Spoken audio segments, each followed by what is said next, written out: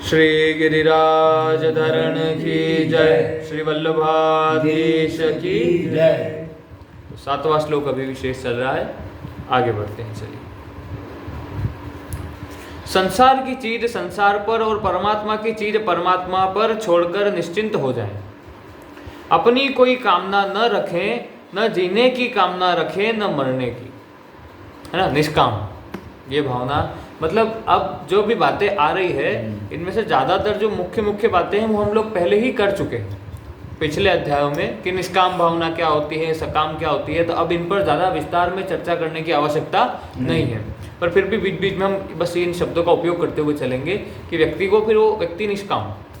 इस फिर से दोहरा देता हूँ, कल ही हमने बात करी थी, क्या कहा था कि शरीर संसार का है, प्रकृति का है, प्रकृति का अंश है, तो शरीर को संसार की सेवा में लगा देना चाहिए। और हम परमात्मा के अंश हैं, इसलिए हमें अपने आप को परमात्मा में लगा देना चाहिए। सीधी सी बात, शरीर को संसार की सेवा में और अपने आप को भगवान के भजन में। तो ये हुई वास्तविक ईमानदारी। और बेईमानी कब होगी? जब हम शरीर को संसार की सेवा में ना लगाकर और अपने आप को भगवान के भजन में ना लगाकर संसार के विषय भोगों में लगे हुए, तो ये बेईमानी हो जाएगी। एक ये हमने कल बात करी थी, वही बात आज शुरू हो रही है कि संसार की चीज संसार पर और परमात्मा की चीज परमात्मा पर छोड़कर निश्चिंत हो जाना चाहिए। कि हाँ, शरणागति इसी को तो कहते हैं। शरणागत भक्त जो है निश्चिंत होता है। क्यों? क्योंकि भक्त का सारा भार कौन ले लेता है? भगवान। भगवान भक्त का सारा भार ले लेते हैं। अब उसको सिर्फ और सिर्फ भगवान का भजन, भगवान का चिंतन, सुमिरन करना है, बाकी सब भगवान देख ले। भगवान क्या बोले? अहम त्वाम सर्व पापेभ्यो मोक्षयिष्यामि मा शुच। डरो मत, मैं तुम्हारे सारे पापों से माफी। बस शर्त क्या है भगवान? शर्त क्या है? भगवान ने क्या शर्त रखी? अहम त्वाम सर्व पापेभ्यो मोक्षयिष्यामि मा शुच। बोला तो सही, पर शर्त क्या रखी? कंडीशन क्या रखी? सर्वधर्माणाम परित्यज्य, सभी धर्मों का त्याग करके मेरे पास शरण में आ जाओ। सभी धर्मों का त्याग करके मेरी शरण में आ जाओ, तो मैं फिर तुम्हें सारे पापों से मुक्त कर दूंगा। ये कंडीशन रखी, ये शर्त रखी भगवान ने। ऐसे समझ लीजिए कि मेरी शरण तो ग्रहण करो, शरणागति तो ग्रहण करो, उसके बाद सारा काम मेरा। इस प्रकार से चलिए आगे। अपनी कोई कामना नहीं रखना, ना जीने की कामना रखे, ना मरने की कामना रखे। भगवान ऐसा कर देते तो ठीक रहता, भगवान वर्षा कर देते तो ठीक रहता। गर्मी ज़्यादा पड़ रही है, बोलते हैं ना, अभी हम बोलने लगेंगे 1-2 महीने में, अरे बहुत गर्मी पड़ रही है, बहुत गर्मी पड़ रही है कि नहीं? हम बोलेंगे तो गर्मी ज़्यादा पड़ रही है, थोड़ी कम कर देते तो अच्छा था। बाढ़ आ गई, वर्षा कम करते तो ठीक रहता। इस तरह मनुष्य परमात्मा को भी अपने अनुकूल बनाना चाहता है और संसार को भी। भगवान को भी अपने अनुकूल बनाना चाहता है, भगवान ये कर दो वो कर दो। और संसार को भी अपने अनुकूल बनाना चाहता है, गर्मी ज़्यादा ना पड़े, ठंड ज़्यादा ना पड़े, बारिश ज़्यादा ना हो या बारिश कम ना हो, अभी बारिश हो जाए अभी बारिश ना हो, अपने अनुसार चलाना चाहता है दोनों को। इस बात को छोड़कर अपने आप को सर्वथा भगवान के अर्पित कर दे और भगवान से कह दे कि हे नाथ, आप मेरे को पृथ्वी पर रखें या स्वर्ग में रखें अथवा नरकों में रखें, बालक रखें या जवान रखें अथवा बूढ़ा रखें, अपमानित रखें या सम्मानित रखें, सुखी रखें या दुखी रखें, जैसी परिस्थिति में रखना चाहें वैसे रखें, पर मैं आपको भूलूं नहीं। हम क्या कहते हैं? नाथ, मैं आपको भूलूं ना। परिस्थिति आप जैसी में रखना चाहें रख लीजिए, बस मैं आपको भूलूं तो मेरा काम बन जाएगा। आगे, मनुष्य जिस घर को अपना मानता है, जिस कुटुंब को अपना मानता है, जिन रुपयों को अपना मानता है, उनकी ही चिंता उसको होती है। अपने घर की चिंता करता है, पड़ोसी के घर की तो करता नहीं, है ना। अपने घर की, जहाँ जो कमा रहा है, जिसको अपना मान रहा है, कमाने में तकलीफ, अवेरने में तकलीफ हो, तकलीफ हो, जिसको वो अपना मान रहा है, उसी को लेकर। संसार में लाखों करोड़ों घर है, अरबों आदमी है, अनगिनत रुपए हैं, पर उनकी चिंता नहीं होती क्योंकि उनको वह अपना नहीं मानता। जिनको अपना नहीं मानता उनसे तो मुक्त है ही, अतः ज़्यादा मुक्ति तो हो चुकी है, थोड़ी सी ही मुक्ति बाकी है। देखिए, ज़्यादातर जो है, हमारा तो एक घर है तो हमारी आसक्ति एक घर से, बाकी अनेकों घर से तो हमारी आसक्ति नहीं है, यानी उनसे तो हम मुक्त हैं। बस एक घर से और आसक्ति हमको हटानी है, एक घर से और हमको राग हटाना है ना। अरबों लोग हैं, अनगिनत लोग हैं, ना कितना 800 करोड़ से ऊपर की जनसंख्या है पूरी दुनिया में, 8 बिलियन पीपल, 800 करोड़ से ज़्यादा की, पर उसमें से हमारी आसक्ति कुछ 2, 5, 10 लोगों से होती है, जितने हमारे परिवार के लोग हैं, सगे संबंधी है, उन्हीं से आसक्ति है। यानी इतने करोड़ लोगों से तो हम फिर भी मुक्त हैं, उनसे तो हमारी आसक्ति, उनमें हमारा राग और द्वेष दोनों नहीं है, उनसे हम मुक्त हैं। बस कुछ ही ऐसे लोग हैं जिनसे हमारा राग है, और कुछ ही ऐसे लोग हैं जिनसे आपका द्वेष है। किसी व्यक्ति के दुश्मन भी ज़्यादा नहीं होते, जिनसे व्यक्ति का द्वेष होता है या दुश्मनी या झगड़े का भाव होता है, वो भी कुछ ही होते हैं, 2, 4, 10। ऐसा है नहीं कि लाखों करोड़ लोगों से दुश्मनी चल रही है। इस प्रकार से यानी मुक्त, ज़्यादातर तो मुक्त हैं ही, ज़्यादातर चीज़ों से संसार की, बस कुछ ही ऐसी चीज़ें हैं जिन्होंने हमें बांध कर रखा है।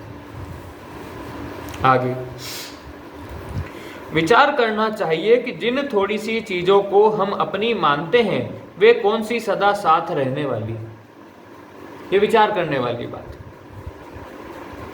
चीजें तो रहेगी नहीं, पर बंधन यानी उनका संबंध रह जाएगा। या तो चीजें नहीं रहेगी या फिर हम नहीं रहेंगे। एक दिन हमको जाना है या उन चीजों को जाना है, दोनों में से एक तो कुछ होना ही होना है। पर बात यह है कि आसक्ति फिर भी रह जाती है। व्यक्ति जब अपना शरीर भी त्याग रहा होता है, तो जिसमें वो सबसे ज़्यादा आसक्त होता है, उसका मरते समय वो उसी का चिंतन करता है। और चिंतन करता है छोड़िए, उसी का चिंतन होता है।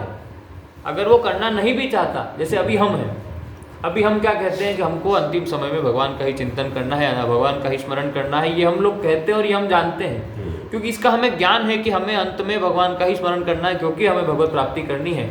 पर बात यह है कि हमारे कहने से कुछ नहीं होगा वही जिसमें हमारी सबसे ज़्यादा आसक्ति होगी। अब अगर भगवान में है तो भगवान का चिंतन या स्मरण हो जाएगा, पर अगर संसार में है तो संसार में जिस वस्तु, व्यक्ति या किसी भी पदार्थ के साथ हमारी आसक्ति है, हमारा अंतिम स्मरण उसमें हो। जैसे जो जड़ भरत जी थे, उनको हिरण का स्मरण हो ही गया। आप सोचिए, उन्होंने आसक्ति हो गई उनको, उन्होंने वही तो उनको आसक्ति हो गई हिरण में, हिरण का स्मरण हो ही गया। आप सोचिए, उन्होंने अपना घर परिवार सबका त्याग कर दिया, यानी सबसे आसक्ति त्याग देखी उन्होंने, पर एक हिरण में हो गई। तो अगला जन्म हिरण का लेना पड़ा। हिरण का लेने के बाद फिर एक ब्राह्मण के कुल में जन्म हुआ, फिर नाम जड़ भरत पड़ गया, क्योंकि जड़ बुद्धि वाले हुए। फिर वो थोड़े थे नहीं, पर वो ऐसा प्रतीत करवाते थे कि मैं जड़ हूँ, क्योंकि वापस वो संसार में फंसना नहीं चाहते थे, तो जड़ भरत नाम पड़ गए। इस प्रकार तो आसक्ति हमारी अंत में कहाँ है, वही बात। उसी का चिंतन होगा, जिसका चिंतन होगा उसी को हम प्राप्त होंगे। आगे तो बंधन जो है ना, जो रहेगी नहीं, फिर भी उसका वो बंधन जरूर रह जाता है, जो जन्म जन्मांतर तक साथ रहेगा। इसलिए साधक को चाहिए कि वह या तो शरीर को संसार के अर्पण कर दे, यानी संसार की सेवा में लगा दे, जो अभी बात हुई थी शुरू में ही, जो कर्मयोग है।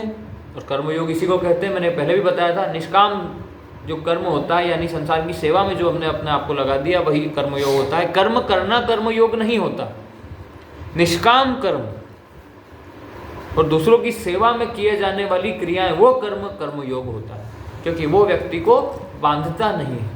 और जो व्यक्ति को बांधता नहीं है, मुक्त करता है, वही तो योग है, क्योंकि वो योग उसको परमात्मा की तरफ लेकर जा रहा है। योग का शब्द ही ये होता है। योग का अर्थ जो है वो है परमात्मा से मिलन, परमात्मा से जुड़ना, भगवत प्राप्ति करना, ये योग है। अब वो भगवत प्राप्ति किस तरीके से कर रहे हैं, वो उसके आगे लग जाएगा। कर्मों के द्वारा कर रहे हैं, निष्काम कर्मों के द्वारा, तो कर्म योग। ज्ञान के द्वारा अगर कर रहे हैं तो ज्ञान योग, और भक्ति के द्वारा अगर भगवान को प्राप्त कर रहे हैं तो भक्ति योग, जिनके अंदर योग शब्द कॉमन है। क्यों? क्योंकि सबको जाना एक ही जगह पर, प्राप्त तो भगवान को ही करना है, इसलिए योग पीछे आता है। अब वो जिस तरीके से करना चाहता है, आगे नाम बदल जाता है। निष्काम कर्मों के द्वारा कर्म योग, ज्ञान के द्वारा ज्ञान योग, और भक्ति के द्वारा भक्ति योग। आगे, चाहे अपने को शरीर संसार से सर्वथा अलग कर ले, जो ज्ञान योग है, ज्ञान के द्वारा ये विवेक जागृत कर ले मैं शरीर नहीं हूँ, मैं परमात्मा का अंश हूँ और उस परमात्मा में स्थित हो जाए ध्यान के द्वारा, ये ज्ञान योग हो जाएगा। और चाहे अपने को भगवान के अर्पण कर दे, जो कि क्या है, भक्ति योग। इन तीनों में से कोई भी साधन अपना ले, तीनों का फल एक ही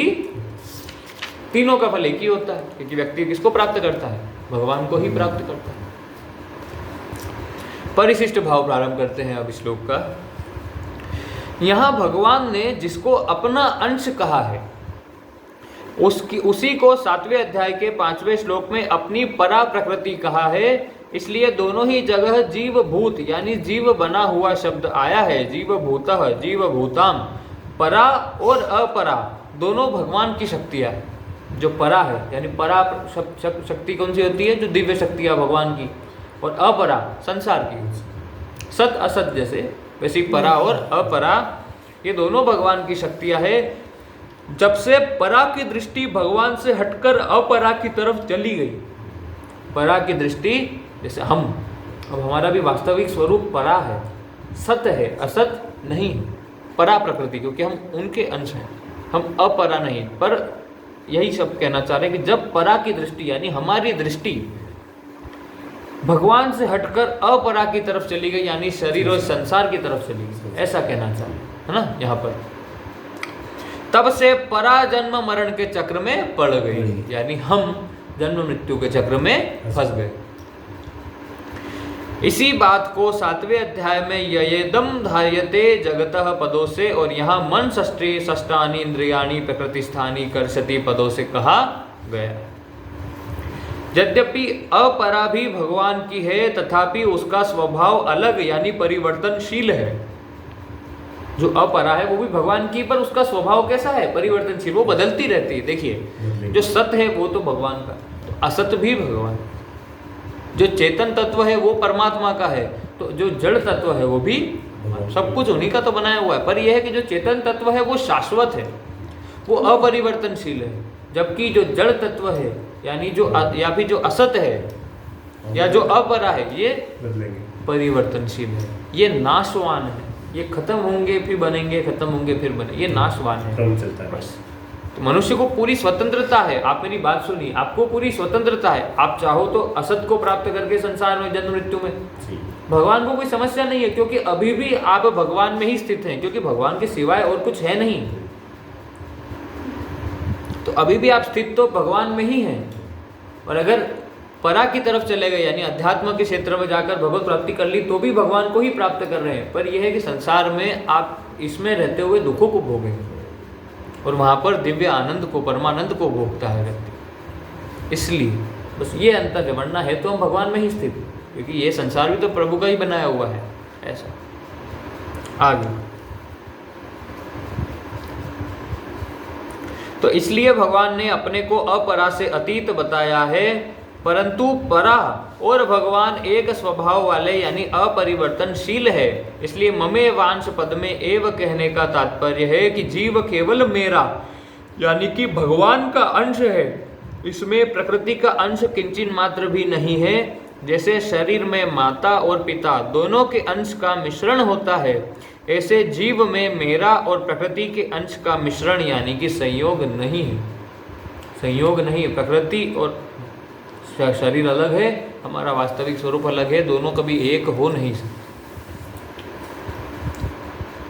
प्रत्युत यह केवल मेरा अंश है, अतः इसका संबंध केवल मेरे साथ है, प्रकृति के साथ नहीं है। जो जीवात्मा है वो सिर्फ और सिर्फ किसका अंश है, भगवान का, इस प्रकृति का अंश। उसमें कोई ऐसा नहीं है कि थोड़ा अंश प्रकृति का है, नहीं, बिल्कुल भी नहीं है, पूरा का पूरा भगवान का अंश है। इसलिए वो पूरी तरीके से किसका है, भगवान का है।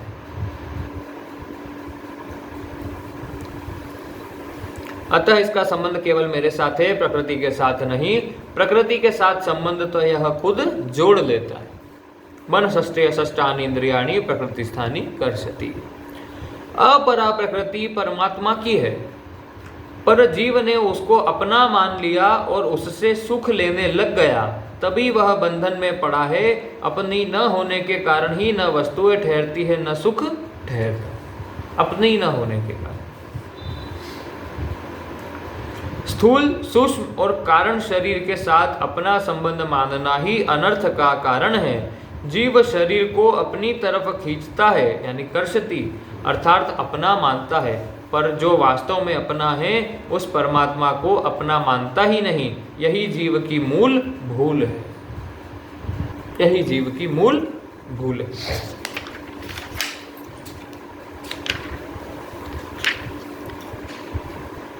समय है थोड़ा, हाँ कर लो। जीव ब्रह्म यानी निर्गुण का अंश नहीं है, प्रत्युत ईश्वर यानी कि सगुण का अंश है। निर्गुण का अंश नहीं है, सगुण का अंश है। ईश्वर अंश जीव अविनाशी है ना। कारण कि ब्रह्म चिन्मय सत्ता मात्र है, अतः उसमें अंश अंशी भाव हो सकता ही नहीं। जीव की ब्रह्म से एकता यानी साधर्म है अर्थात अनेक रूप से जो जीव है वही एक रूप से ब्रह्म है।